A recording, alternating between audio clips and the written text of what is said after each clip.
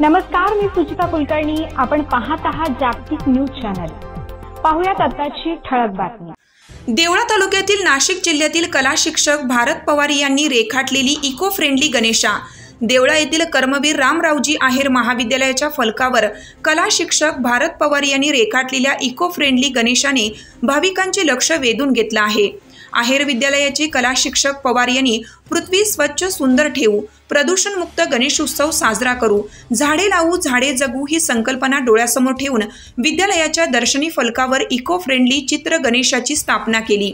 या eco friendly गणपतीची रविवारी 8 सप्टेंबर रोजी माजी उपनगराध्यक्ष अतुल पवार व नगराध्यक्षा भाग्यश्री पवार यांच्या हस्ते सपत्नीक आरती करण्यात आली.